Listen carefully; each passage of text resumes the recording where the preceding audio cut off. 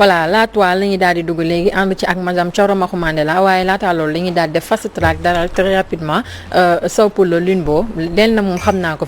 patrimoine am yokku na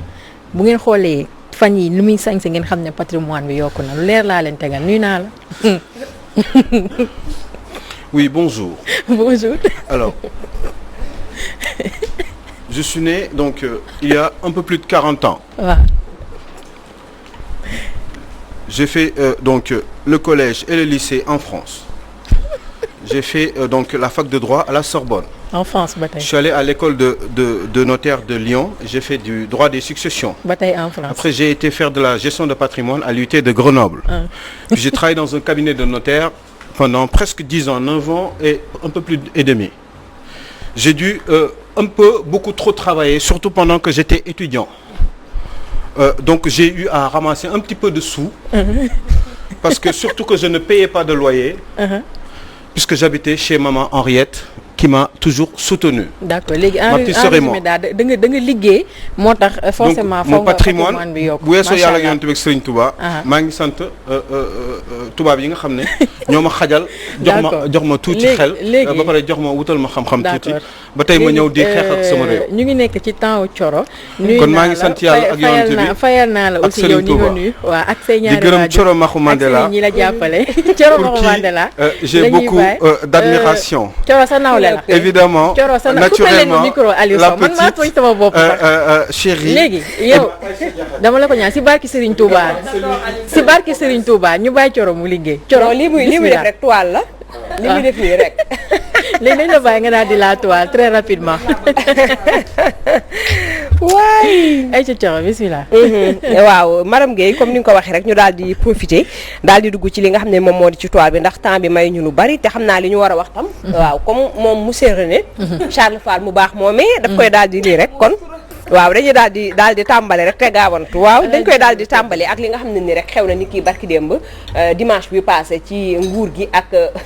li nga xam ne ni moom moo di waaw remaniement bi ak nan ko tëralee lépp ba ay coow juddu na ci ay wax juddu na ci waaye ku ne xam na ni réseaux sociaux yi moom ñu bari ci ñi nga xam ne ñoom ñoo di ci gouvernement bi présent woon nañ ci moo xam ñoom ñu ci seen bopp ñoom ñuy publier ci seen ay Twitter ci seen ay page Facebook ak yeneen waaye itam ñeen ci ay ñi nga xam ne ñoom ñoo faree ci wàll wi nga xam ne moom ci population bi ñoom tam ñuy publier ci ñoom waaye tam di ci commenter ci kaw loolu tam dañuy daal di dikk wax ci ki nga xam ne nii rek moom moo di Ahmed Khalifa Niass moom Ahmed Khalifa Niass ku ne xam na ni def na ab sortie ba daal di xam ne rek ne ki nga xam ne ni moom moo di Macky Sall dafay préparer li nga xam ne ni moom moo di ginnaawam moom moo tax mu daal di fii teg ki nga xam ne ni moom moo di Idrissa Seck moom la mu xamle mooy que ki nga xam ne ni moom moo di Macky Sall deful benn yoon li nga xam ne nii moom mooy lu jub looloo waral mu daal di bëgg su fi teggee koo rek li nga xam ne moom moo di ginnaawam mu daal di koy defaat ñun nag li ñu mën a dégg ci loolu mooy que ñi nga xam ne ñoom ñoo di ñenn ci mbokk internet yi loolee rek la ñu daal di indi parce que ñoom la ñu xamle moom moo di Macky Sall wóoluwul boppam benn yoon wóoluwul boppam looloo tax mu daal di sexal suukar ki nga xam ne ni moom moo di Idrissa Seck ñoom tam ñu daal di waxtaan ci seen biir ba nga xam ne nii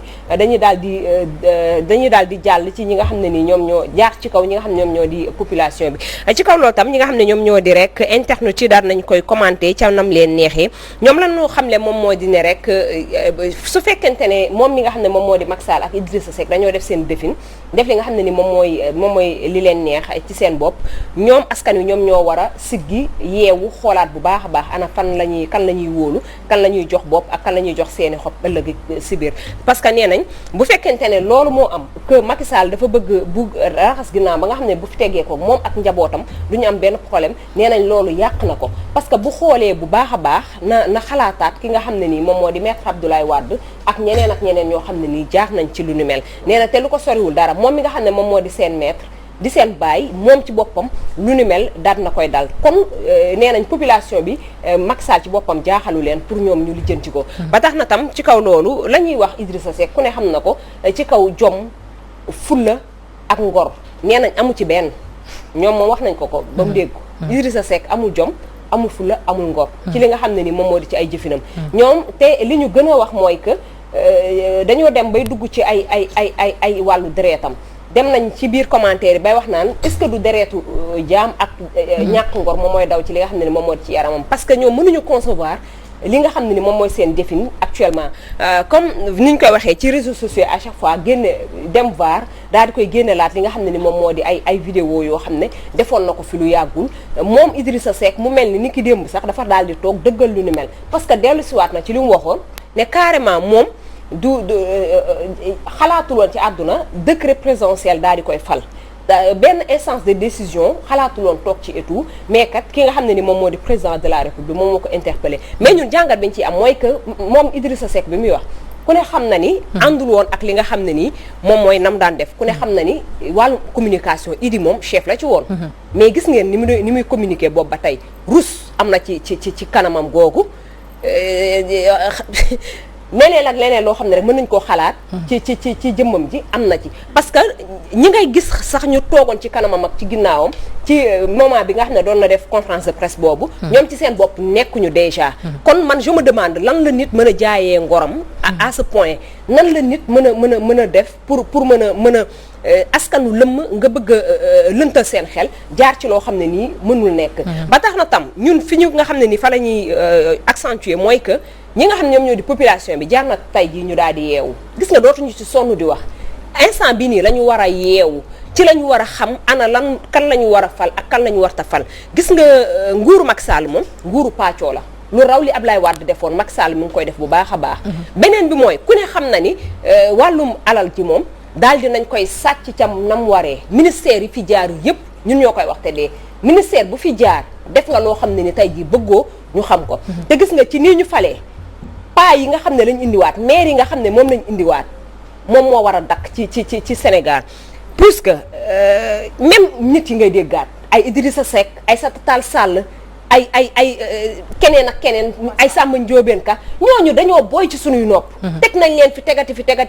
te defuñu fi lenn loo xam ne ni sénégalais ñu ngi ko doon xaar ci ñoom donc ana lan moo tax jeunes yi nga xam ne ñu ngi soog a génn Omar Sarr lu muy def ci nguur Omar Sarr lu muy def ci nguur yow nga nguuru ñaata at ci Laay Wàdd tax Laay Wàdd daanu defoo fi dara loo xam ne nii Sénégal ñoom ci seen bopp amuñ xoola seen ngor ak seen jom moom kenn waxaale wu ko parce que buñu leen falee nga ne bëgguma la dog mais en parlant de Omar Sarr si maanaam bu ñuy wax si wàllum âge ak yàgg fu Moustapha Niasse mën a nekkee fii Sénégal ba tey nekk assemblée nationale bu fa Omar Sarr nekkee ministre jarul ñuy wax il paraît que Ablaye Wade am 3e mandat Omar Sarr moom nga xam ne tey moo doon xeex pour ticket présidentiel jàll après moom la ñuy jox sunu nguur gi quoi mu ñuy diriger quoi diriger sunu pétrole bi ak avenir u xale ci biir wax yi Idrissa Seck foofu lañ ko bëggoon teg de Moustapha Niasse moo bañ ci information Idrissa Seck foofu lañ ko bëggoon a yóbbu ndax ko ne dégg na ci ay waxam ñàkk pexe la jëlee CSE Idrissa Seck ñàkk pexe la toogee ci CSE foofu la bëggoon a toog mais pas ba moo bañ pas boobu ñàkk bañ ci jamono jii nga xam ne waratul jiite Sénégal et c'est vrai directeur de cabinet bu Senghor ba 2020 ban année la nekkoon directeur de cabinet bu Senghor boobu jiitu sunuy maam ba heure bii nga bëgg a toog xale yi nekk fii jàng am diplôme yow nga bëgg a toogaat ci instance de décision yi bëgg a toogaat bëgg a jiitewaat tey defoo ko lenn lu dul rek sabotage nga ko defee ak lekk li nga xam ne moom moo di alalu Sénégal alalu réew mi à chaque fois aussi ñu leen di bàyyi ñu toog ci ni mu leen gën a neexee mooy que jom amu fa ngor amu fa gis nga bu fekkoon jom am na fa ngor am na fa kuñ ci jox li nga xam ne nii moom mooy yooyu lee ndomba tànk da nga naan bëgguma Babacar Diop mu réew mi démb dégg nañ ko bi nekkoon PS démb dégg nañ ko moom bi ñuy ñëw moom Idrissa Seck consulté na ko jox na ko yenn bëgg na ko jox ci yenn ci ay ndombol tànk nee na damaa retiré wu damaa bañ kooku mën nañoo tudd ci moom ngor ak jom te pourtant jeune la démb ci émission bi nga xam ne mu ngi fa woon ñu ngi koy interpellé comme quoi du ñu ànd ñoom ñi nga xam ne ñoom ñoo di opposition bi dafa rafetlu li ni mel opposition bi jeunes yi fi nekk mën nañ leen a tudd mën nañ leen a cité jeunes yi fi nekk ñenn ci sénégalais am yaakaar ci ñoom nañ leen ful jox leen li nga xam ne moom mooy ay baat nga xoola dëggal seen nekk fii ci Sénégal parce que nag njiit day am ñu daal di gaaw jàll ci yeneen point mais daal lu mu si mënti doon man moom personnellement je n'ai jamais été contre ñu jël ay opposants dugal leen ci gouvernement ñu ànd liggéey mais defin bi ci boppam moo ñaaw da ngay sentir que ni am na dil yuy xeeñ et que li ñuy xaar ci suñu kanam du nekk loo xamante ni lu yomb la moo tax nag yeewu rek kese askan wi ñoom ñoo war a yeewu ci jamono jii ñuy wax ak yéen puisque bu fekkente ne moom Macky Sall dafa préparé wu pour ay 3e mandat mu daal di fiy teg ki nga xam ne moom moo di Idrissa Seck pour moom ginnaawam mën a set loolu na ko askan wi bañ. d'accord beneen bi mooy bu fekkente ne moom mag ñi nga xam ne moom moo di Macky Sall dafa daal di préparé wu pour ki nga xam ne nii ñi nga xam ne ndax ku ne gis na écarté gi nga xam ne écarté na ko ñi nga xam ne nii dañ doon xalaat ni dañ koy waaw ay dauphin lañ wax xam nga loolu rek moo fi actualité actuellement donc dañ ciy xuusaat ci pour bàyyi li nga xam ne moom moo di toile bi ci foofu ba tax na ñi nga xam ne ni ñoom ñoo nekkoon comme mel ni Omar Youm ku mel ni Amadou Ba Makhtar Cissé Aminata Touré ku ne xam na ni moom président de la République actuellement écarté na leen te pourtant ay jamono ci ginnaaw dañ doon wax naan ñoo nar a xuus ci li nga xam ne ni moom moo di ci nguur gi maintenant Macky Sall day préparé ay ñi nga xam ne ñoom ñoo di ay successeur am loolu amatul moom Macky Sall jël na voie bi nga xam ne moom moo ko gën a neex mooy que dafay préparé wu à ce que ki nga xam ne nii moom moo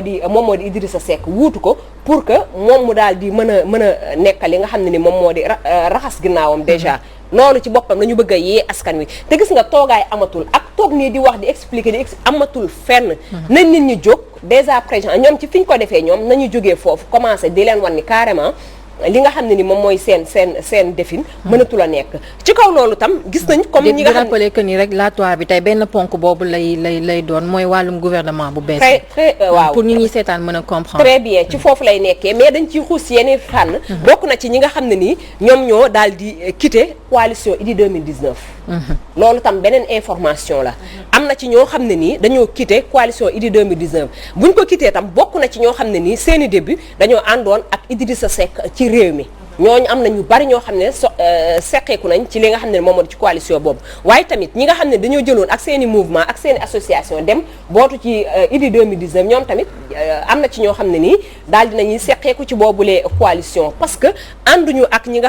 xam ne moom moo di Idrissa Seck décision ak li nga xam ne ni moom la bootu ci ginnaaw ki nga xam ne moom moo di Macky Sall ci kaw loolu mën nañ cee citer ki nga xam ne nii moom moo di président Gëm Sa Bopp di Bougane Gueye Dany génn na ci page Twitter am ak fi nga xam ne moom ci Facebook am pour fësal que ni moom pare na ci li nga xam ne ni moom moo di ci coalition Idy 2019 parce que moom ay li nga xam ne ni moom moo di ay bëgg-bëggam bokkul ak tolloowul ak li nga xam ne moom la Idrissa def tey buñ ci jógee ci moom ba tey gis nañ ki nga xam ne moom moo di Malick Gakou ku ne xam ne ni li nga xam ne ni moom moo di Idy 2019 ku ci sóoboon la ba fës ci lool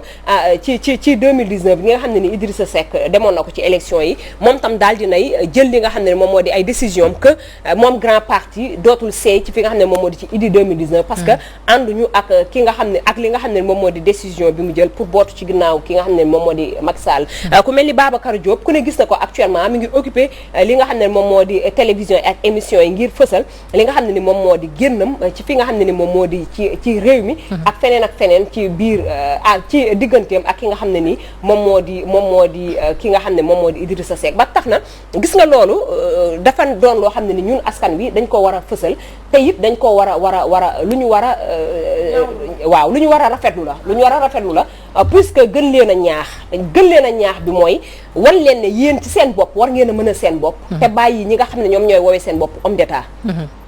amul loolu sax il faut ñu taxaw si xam naa li ñu cërale woon ci waxtu peut-être yegg si nañ si mais ñi nga xamante ni tey jii nii ay nitu valeur laa leen mën a tuddee ñooñu il est temps tamit que ñu gën leen a xamale te je pense que loolu peut-être ñun suñu rôle la ñun journalistes yi ñu gën leen a xamale ak askan bi parce que tey jii nii ku mel ni docteur Babacar Diop loolu noonu nga xamante ni def na ko askan bi war nañ koo xam ñu mën a bàyyi xel ci moom ku mel ni le docteur Abdourahmane Diouf nekkoon biir parti réew mi mu dem ba bokkatul ay gis-gis dafa mel ni lii la xamoon moo tax moom mu teel a daal di génn fan yi la passé ci li nga xamante mooy biir parti réew mi ak ñeneen ñoo xamante ñu ngi fii nii ci dëkk bi nekk ay politiciens nekk ay hommes de valeur ñu war leen mën a xamale ak askan bi ñu bàyyi leen xel gis nga démb Mame Makhtar Gueye dafa wax lu am solo ci le professeur Iba Der Thiam yi nga xamante ni doon na ko bañ ba mu nekkee ci nguuru Abdoulaye Wade ay xaalis yu ñu ko daan jox mu koy refuser xam ne moom loolu liggéeyu ko xam nga loolu c'est bien beau ñu leen koy xamal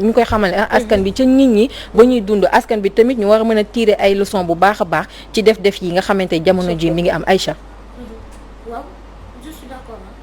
D'accord avec toi, vraiment. parce que yëf yi doo am doo xam la nga ci wax présent lool ci réseaux sociaux yi. effectivement moom gis nañ ko démb mu daal def genre gaaruwaale bu métti sax boo xam ne nii daf cee génne benn texte boo xam ne nii kii di professeur Iba Der Thiam moom moo ko génne di wax ci ngor ak jom presque mën naa ne dafa laal Idrissa Seck da ko daggate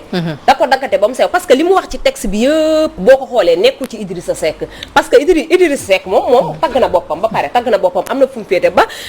askan wi nga xam ne nii ci la bokk sax tey ñu ngi leen di gàkkal déjà d'accord mi ngi noonu en tout cas billaay mi ngi noonu nitu Thiès yi léegi sax dañ koy bañ nañ bàyyi yooyu ay nitu Thiès yooyu loolu amu fi donc Thioro ñu ngi lay remercier bu baax a baax on te donne rendez-vous jeudi incha allah nga ñëwaat ci jàmm ak salaam ñu gën a yaatal ayca dañuy daal di ñëw nag léegi dem ci rubrique actualité